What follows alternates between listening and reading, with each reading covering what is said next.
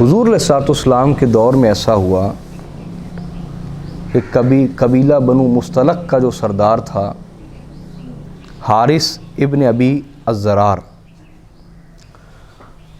وہ حضور سید دو عالم صلی اللہ علیہ وسلم کی بارگاہ میں حاضر ہوا، مسلمان ہو گیا، اسلام قبول کر لیا۔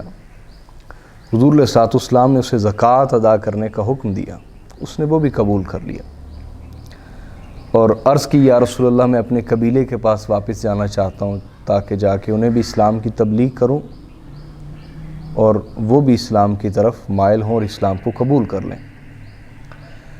تو فلاں مہینے کی فلاں تاریخ کو آپ اپنا کوئی پیامبر، کوئی قاصد بھیج دیجئے گا تو میرے آقا ہم سارے کے سارے اکٹھی زکوٰۃ اس کے حوالے کر دیں گے، کو عامل زکوٰۃ بھیج دیجئے گا۔ تو آقا علیہ السلام نے جب مقرر وقت آیا تو ولید ابن عقبہ اس کو اپنا قاصد بنا کر اور عامل زکوٰۃ بنا کر قبیلہ بنی مستلق کی طرف بھیجا۔ اب جب یہ ان کے قریب پہنچے تو ان کو خیال آیا، ان کو یاد آیا کہ میں نے زمانہ جاہلیت میں قتل کر دیا تھا قبیلہ بنو مستلق کا۔ تو انہیں جب یاد آیا تو یہ ڈر گئے اور رستے سے ہی واپس آ گئے اور آ کے حضور علیہ السلام کو کہا یا رسول اللہ میں وہاں گیا تھا، انہوں نے زکوٰۃ دینے سے انکار کر دیا، الٹا مجھے قتل کرنا چاہا۔ اب یہ بڑی دھچکے والی خبر تھی حضور علیہ السلام کے لیے، چونکہ کہ اسلامی ریاست بن چکی تھی، اسٹیٹ بن چکی تھی اور اس کے قوانین طے ہو چکے تھے۔ اس کے بعد اس طرح کی کوئی خبر ہو تو وہ ریاست کو چیلنج کرنے کے مترادف ہے اور ریاست سے غداری کرنے کے مترادف ہے۔ تو یہ بہت بڑا معاملہ تھا حضور علیہ السلام کے لیے اور صحابہ کرام کے لیے۔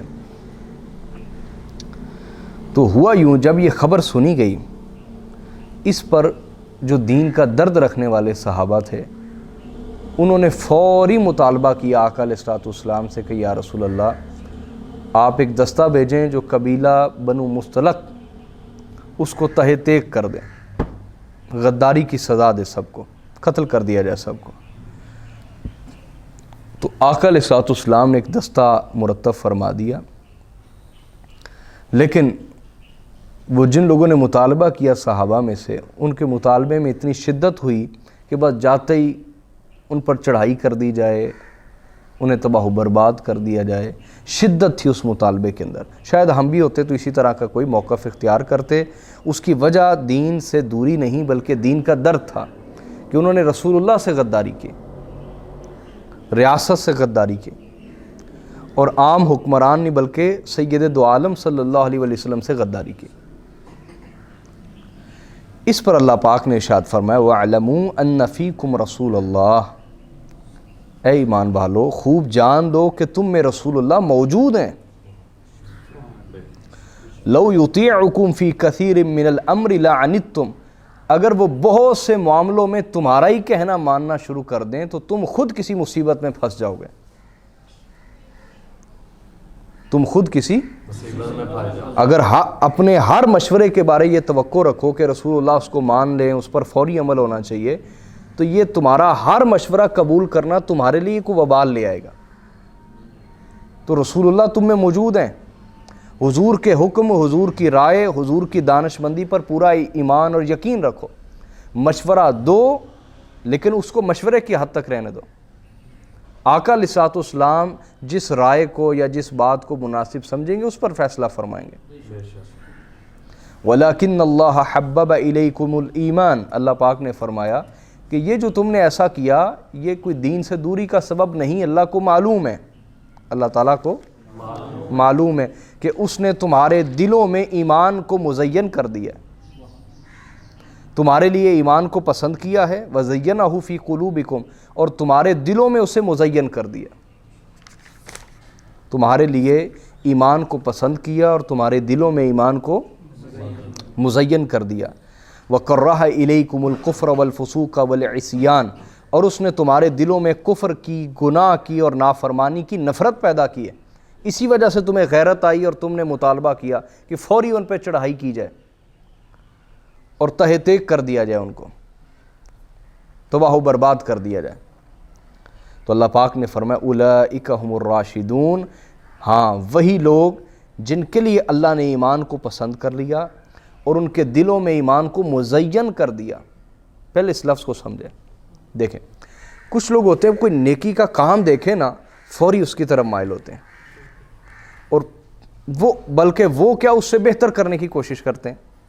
مثلا کوئی پروجیکٹ دیکھا نیکی کا ہو رہا تو ان کے دل میں فوری کمپیوٹر چلنا شروع ہو جاتا ہے کہ میں اس سے بہتر کروں گا، سمجھ آ رہی ہے، اور وہ اس کے اوپر کام بھی کرنے لگ جاتے ہیں۔ یہ کیا ہے؟ نیکی اس کے دل میں مزین کر دی گئی ہے، اور جب وہ کسی برائی کو دیکھتے ہیں تو آنکھیں جھکا لیتے ہیں، استغفر اللہ پڑھ لیتے ہیں، اللہ تعالیٰ سے معافی طلب کرتے ہیں، پناہ طلب کرتے ہیں کہ یا اللہ تیری پناہ مانگتا ہوں کہیں میں کبھی اس گناہ میں مبتلا نہ ہو جاؤں۔ سمجھ آ رہی ہے؟ یہ ہے برائی اس کے دل میں مزین نہیں کی گئی، اچھائی مزین کی گئی، اس لیے وہ برائی کو ناپسند کر رہا ہے اور ایمان اور دین کے کاموں کو پسند کر رہا ہے۔ اس کے الٹ بھی لیجئے، بہت سارے لوگ ہیں ان کے پاس پیسہ بھی ہے، دولت بھی ہے، وہ اچھا کام دیکھیں انہیں کوئی رغبت ہی نہیں آتی، کوئی دل میں ترغیب ہی نہیں اٹھتی، کوئی دل میں شوق ہی نہیں آتا کہ ہم بھی اپنا مال نیکی کی راہ میں لگائیں، اچھائی کی راہ میں لگائیں، کوئی اس سے نیک کام کر لیں۔ لیکن جیسے ہی وہ کوئی برائی دیکھتے ہیں فوری ان کے ذہن میں ایک کمپیوٹر چلنا شروع ہو جاتا ہے کہ یہ برائی ہم کس طرح حاصل کر سکتے ہیں، کیسے لے سکتے ہیں، اس تک ایکسیس کیسے کر سکتے ہیں، اپروچ کیسے کر سکتے ہیں۔ ایسے لوگ بھی ہمارے معاشرے میں۔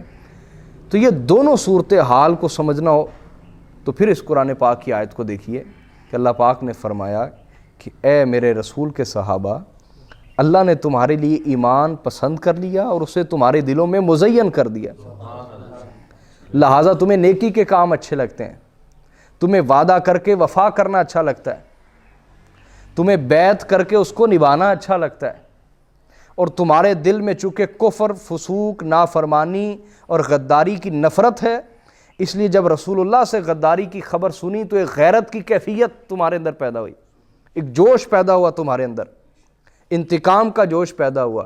یہ کوئی غلط جذبات نہیں ہے، بلکہ یہ جو اللہ نے تمہارے دل کو خیر کے ساتھ مزین کر دیا اور برائی سے بچا لیا، یہ اسی سے ہی پیدا شدہ غیرت ہے، اسی سے ہی پیدا شدہ۔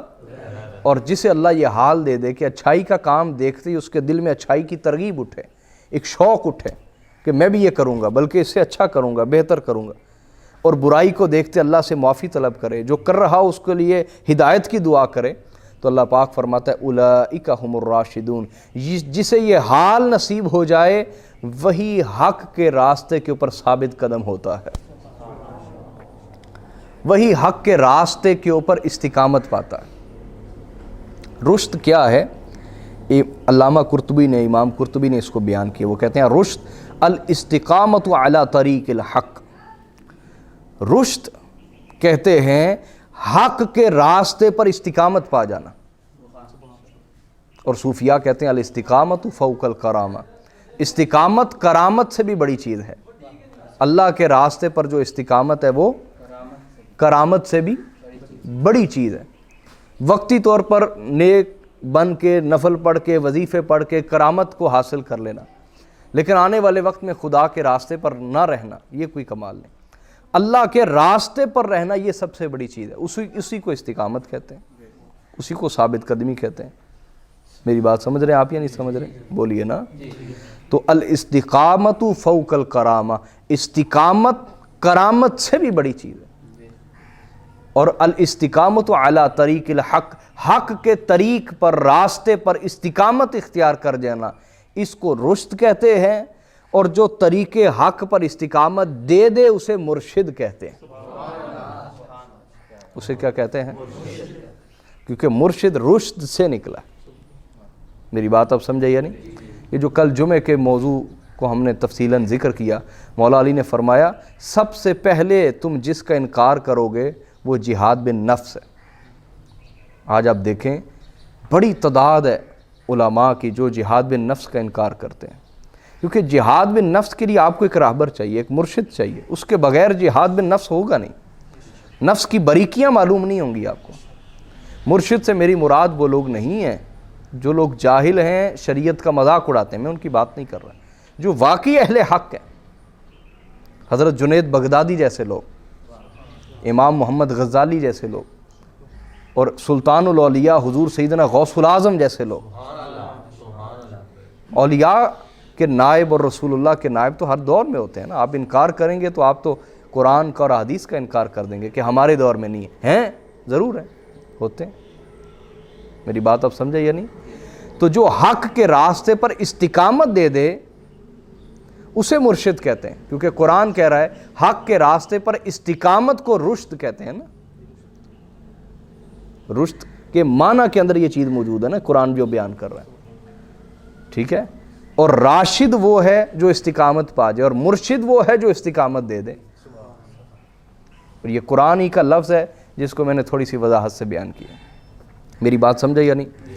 اب آقا علیہ الصلوۃ والسلام نے صحابہ کے کہنے کے اوپر ایک دستہ تو ترتیب دے دیا، ایک دستہ تو حضرت خالد بن ولید ان کو سپہ سالار بنایا، لیکن حضور نے حکم دیا ہے خالد جلد بازی نہ کرنا.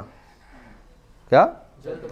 امرہ ان یتثبت ولا یعجل، جلد بازی نہ کرنا، تحقیق کر لینا جو خبر ہمیں دی گئی درست بھی ہے یا نہیں، کیونکہ مسلمانوں کا معاملہ ہے. یہاں غور کریں، قرآن اور سنت درس دے رہا ہے کہ اگر مسلمانوں کی طرف سے کفر اور ارتداد تک کی خبر مل جائے کہ کوئی مرتد ہو گیا، اس نے کفر کر دیا، اور دستہ بھیجنے والا اللہ کا رسول اور پیغمبر بھی ہو، تب بھی حضور فرما رہے ہیں چونکہ مسلمانوں کا معاملہ ہے، تحقیق کر لینا جو خبر پہنچی ہے صحیح بھی ہے یا نہیں. اور یہاں محض ویڈیو کے کلپ کو، تھوڑا سا کلپ کو اٹھایا جاتا ہے، اور آپ دیکھتے ہیں کہ بڑے بڑے علماء کہلانے والے لوگ کلپ کی بنیاد کے اوپر، ویڈیو کلپ کی بنیاد کے اوپر دوسروں کی عزتیں اچھال رہے ہوتے ہیں. ایسے لوگ علماء سوء ہیں، اسلام کے لیے دبا اور بدنامی کا سبب ہے. ایسے علماء دین کو بدنام کر رہے ہیں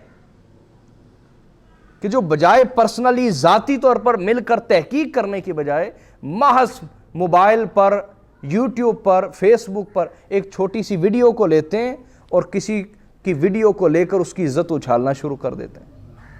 تو یاد رکھ لیں، یہ لوگ شہرت کے بھوکے ہیں، پیسے کے بھوکے ہیں، روٹی کے بھوکے ہیں. یہ علماء حق ہرگز نہیں ہیں، ربانی علماء ہرگز نہیں ہیں، باعمل علماء ہرگز نہیں ہیں. ہر شعبے میں اچھے برے لوگ ہوتے ہیں. جب میڈیکل کا شعبہ، ڈاکٹری کا شعبہ، اس میں بڑے بڑے مسیحا بھی ہیں، لوگوں کی جانیں بچانے والے، اور بڑے بڑے وائٹ کالر کے اندر موجود ڈاکو بھی ہیں. اسی طرح آپ ہر شعبے میں لے لیں، آپ سیاست میں دیکھیں اچھے برے لوگ ہیں، عدلیہ میں اچھے برے لوگ ہیں، قانون کے شعبے میں اچھے برے لوگ ہیں، تعلیم کے شعبے میں اچھے برے لوگ ہیں. ایسے بھی استاد ہوتے ہیں جو آپ کو بھولتے نہیں، اور آپ اپنی نسلوں کو بتا کے جاتے ہیں وہ ہمارے ایک استاد تھے، انہوں نے ہمیں یہ تربیت دی تھی. اور ایسے بھی استاد ہوتے ہیں وہ آپ کے قریب سے گزر رہے ہیں، آپ سلام ہی نہیں کرتے، کیونکہ دونوں کے کریکٹر، کردار مختلف ہوتے ہیں نا. تو ہر شعبے میں جس طرح اچھے برے لوگ ہیں، ہم علماء حق کی بے ادبی ہرگز نہیں کرتے. ہم تو یہ کہتے ہیں ہر شعبے میں اچھے برے لوگ ہیں. تو علماء کے شعبے میں جو برے ہیں ان کی عادتیں آپ کو پتہ ہونی چاہیے، اور جو اچھے ہیں ان کے اخلاق بھی آپ کو پتہ ہونے چاہیے. تو دیکھیں، قرآن کے نزول کا دور تھا، رسول اللہ موجود ہیں. حضور نے یہ نہیں فرمایا خالد جاتے چڑھائی کر دینا، یا جو معاملہ تھا وہ پہلے کلیئر کر دیا. فرمایا نہیں، جلد بازی نہ کرنا، تحقیق کر لینا مسلمانوں کا معاملہ ہے. جو الزام ان کی طرف لگایا گیا، جو خبر دی گئی، وہ سچی بھی ہے یا. یہ ہے نبوی اخلاق کہ ہم مسلمانوں کے معاملے کو ہلکا نہ لیں. کوئی خبر پہنچی ہے اس پر وقت چاہے جتنا مرضی لگ جائے، تحقیق کرنے کے بعد فیصلہ کریں. کیا؟ تحقیق کرنے کے بعد فیصلہ کریں، جلد بازی نہ کریں. میری بات اب سمجھ گئی یا نہیں؟ تو آقا علیہ الصلوۃ والسلام نے جب حضرت خالد بن ولید کو بھیجا تو وہ رات کے وقت وہاں پہنچے.